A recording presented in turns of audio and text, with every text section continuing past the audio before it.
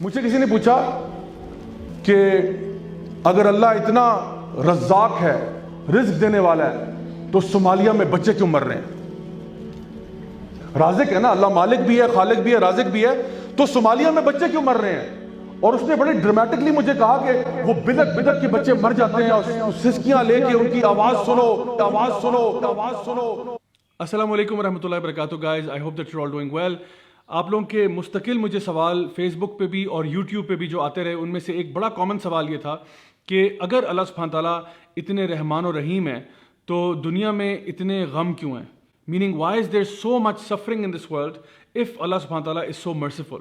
تو I thought کہ بجائے کہ میں آپ کو ڈائریکٹلی جواب دوں اس ٹاپک پہ، چونکہ میں کئی ورک شاپس میں کور کر چکا ہوں اس کو، تو آئی تھاٹ کہ انہی میں سے ایک کلپ آپ کے ساتھ شیئر کرتا ہوں، اور اس ویڈیو کے آخر میں آپ سے آپ کا فیڈ بیک ضرور لوں گا کہ آپ کو وہ جو ایویڈنسز اور پوائنٹس شیئر ہوئے ہیں وہ کیسے لگے۔ تو without further do, let's watch the video.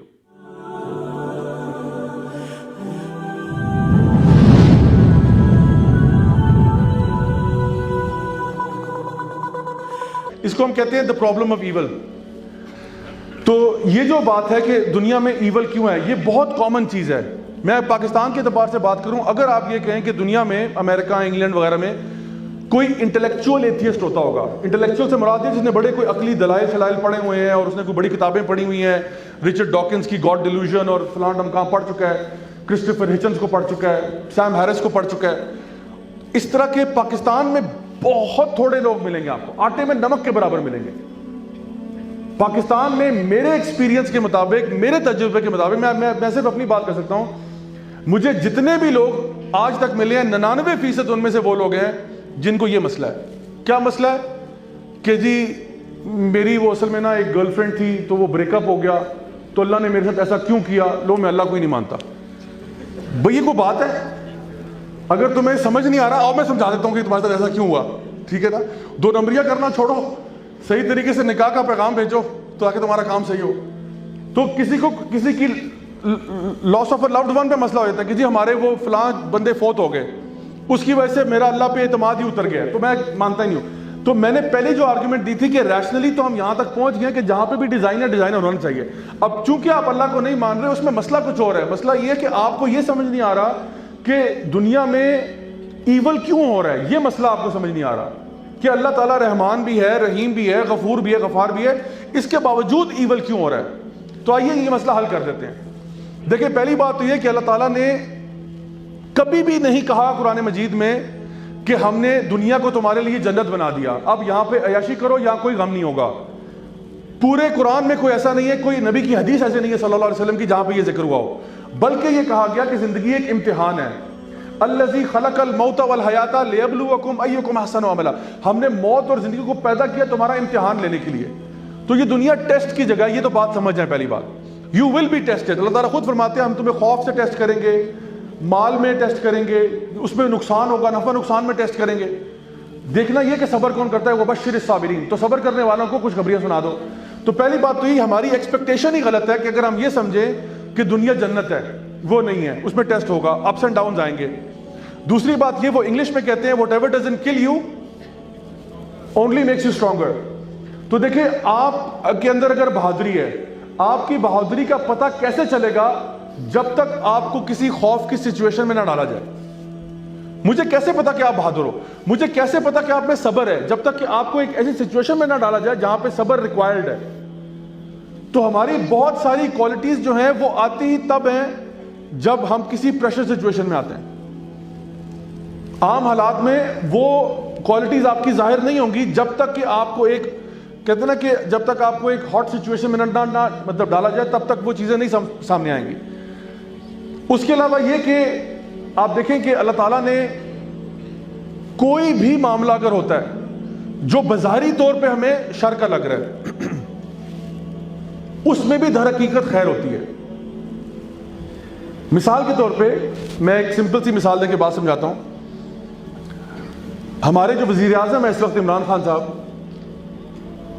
ان کی مدر جو ہیں ان کی ڈیتھ ہوئی کینسر کی وجہ سے، and she died a very painful death. کسی کی ماں کا اس طرح سے مر جانا، یہ اچھی خبر ہے بری خبر ہے؟ بری خبر ہے نا۔ ہو سکتا ہے کسی کا ایمان ڈگمگ آ جائے، کہ جی میری ماں اتنی نیک تھی, اتنی اچھی تھی, اس کو اتنی تکلیف سے کیوں گزارا. اب دیکھیں ایک وہ شر کا معاملہ چلے اگر آپ اس کو کہہ لیں, اس سے فائدہ کیا ہوا؟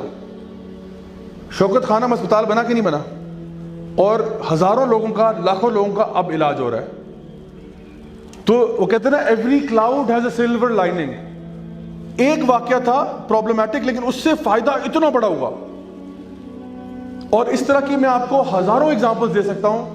آپ کی اپنی لائف میں بھی اگر کوئی مصیبت پریشانی آئی ہے, یقین کریں آپ مہینہ ویٹ کر لیں, 2 مہینے ویٹ کر لیں, آپ کو سمجھ میں آ جائے گا کہ یہ واقعہ میرے ساتھ کیوں ہوا. میرا اپنا ایک زمانے میں پاؤں ٹوٹ گیا تھا تقریباً 4-5 جگہ سے.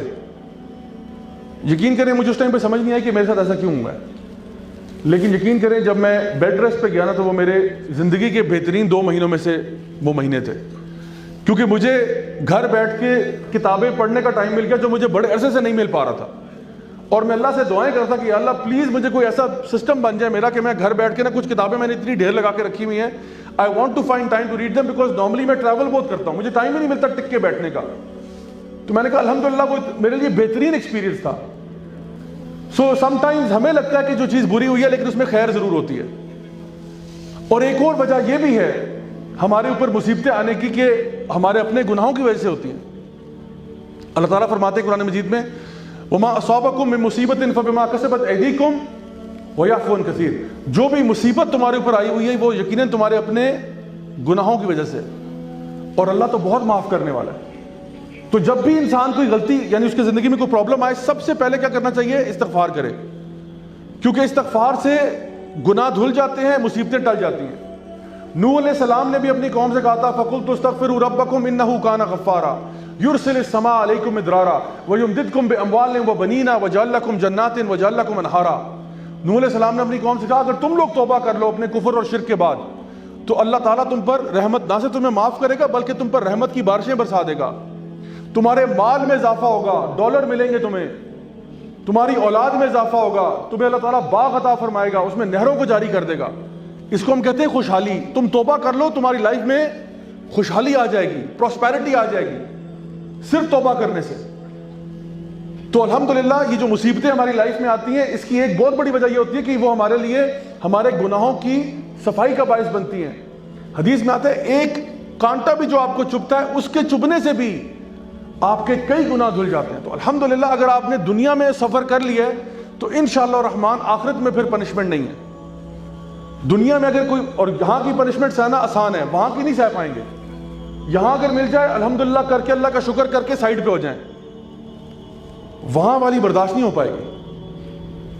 تو دنیا میں یہ کیوں ہو رہا ہے؟ اور سب سے بڑی بات, آخری بات اس ٹاپک کو سمجھانے کے لیے یہ نوٹ کریں, ہو سکتا ہے کل کو کوئی بندہ ایسا ٹکر جائے آپ کو. میں بتا رہا ہوں یہ میرا ایکسپیرینس میں یہ پرابلمز آ رہے ہیں, میں نے اسی لیے پوری ورک شاپ ڈیزائن کی کہ جو سب سے کامن اعتراض لوگوں کے نا وہ آپ کے سامنے پیش کر دوں. ایک اور چیز جو امپورٹنٹ ہے اس زمرے میں وہ یہ کہ جب آپ پہ کوئی بھی مصیبت آتی ہے, پریشانی آتی ہے, تو جس کے اوپر مصیبت آئی ہے اس پہ تو آزمائش ہے لیکن اس کے ساتھ والوں پہ بھی آزمائش ہے. مجھ سے کسی نے پوچھا, بہت ہی کٹر ایتھیسٹ تھا, بہت کٹر, اس نے کہا کہ بڑے تکبرانہ انداز میں نا, بڑے ایروگنٹلی اس نے مجھ سے سوال کیا کہ اگر اللہ اتنا رزاق ہے, رزق دینے والا ہے, تو صومالیہ میں بچے کیوں مر رہے ہیں؟ ہیں جی ذرا سن لیں, سوال سن لیں, ہو سکتا ہے کوئی ہم سے سوال پوچھے ہم بھی ڈگمگا جائیں کہ بھئی اللہ تو واقعی رازق ہے نا, اللہ مالک بھی ہے, خالق بھی ہے, رازق بھی ہے, تو صومالیہ میں بچے کیوں مر رہے ہیں؟ اور اس نے بڑے ڈرامیٹکلی مجھے کہا کہ وہ بدک بدک کے بچے مر جاتے ہیں اور سسکیاں لے کے ان کی آواز سنو, ان کا فلاں سنو. میں نے کہا بیٹا پہلی بات ہے آپ ایموشنل نہ ہو, میں جواب دیتا ہوں آپ کو انشاءاللہ. دوسری بات یہ کہ اللہ تعالیٰ نے یعنی WHO کی ورلڈ ہیلتھ آرگنائزیشن کی رپورٹ ہے جس کے مطابق وہ کہتے ہیں کہ دنیا کے اندر رزق کے جو ذرائع ہیں یا جو وسائل ہیں رزق کے وہ اتنے زیادہ ہیں کہ 3 پلانٹ ارتھ کو کھلا پلا سکتے ہیں. دنیا کے اندر رزق اتنا زیادہ ہے, اگر آپ اناج لیں, غلہ لیں, فروٹس لیں, ویجیٹیبل لیں, میٹ لیں, وہ اتنا زیادہ ہے کہ اگر ارتھ کی تعداد 3 گنا بھی ہو جائے تو وہ کھا پی سکتے ہیں سکون کے ساتھ, کوئی ٹینشن نہیں ہوگی, 2 وقت کی روٹی سب کو ملے گی انشاءاللہ. لیکن میں نے پوچھا پھر بھی مجھے تم بتاؤ کہ ایسا کیوں ہے کہ صومالیہ میں بچے بھوکے مر رہے ہیں اور امریکہ میں بچے کھا کھا کے مر رہے ہیں. مڈل ایسٹ میں بھی, دبئی ابو دھابی سائڈوں میں بھی اگر آپ جائیں, وہاں پہ عرب کنٹریز میں بھی لوگ اوبیسٹی سے مر رہے ہیں.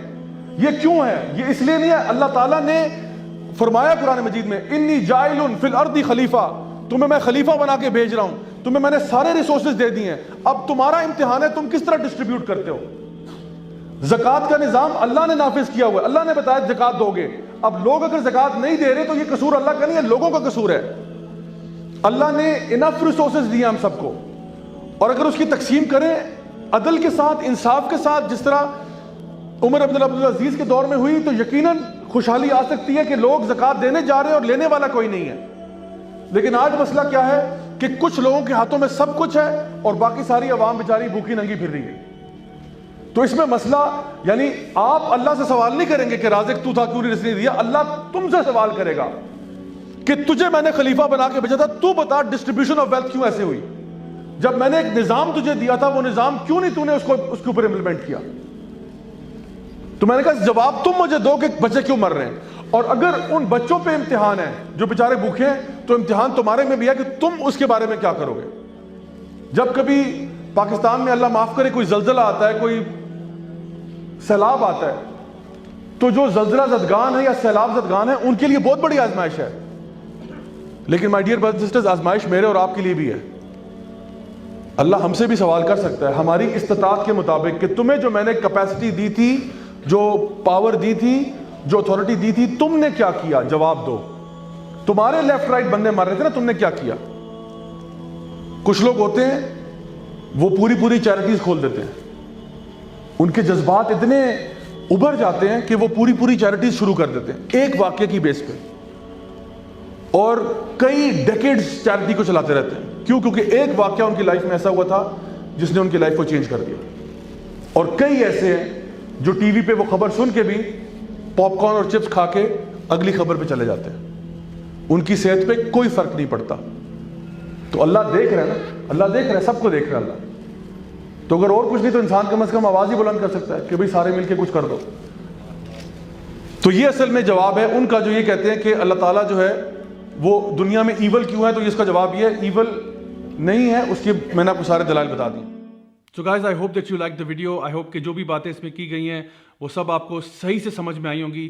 Please don't forget to leave your comments and let me know کہ اگر آپ کے پاس کوئی بھی اور آئیڈیاز ہوں کہ کوئی ٹاپکس جو آپ چاہتے ہیں کہ میں کور کروں اپنے فیوچر ویڈیوز میں, so make sure that you share that with me. I make دعا کہ اللہ تعالیٰ ہم سب کو دین پر صحیح طریقے سے عمل کرنے کی توفیق عطا فرمائے. Until next time, this is me, Raja Zia ul Haq signing off. والسلام علیکم ورحمۃ اللہ وبرکاتہ. Look in the mirror, tell me what do you see? Don't be blind, tell me now what do you see?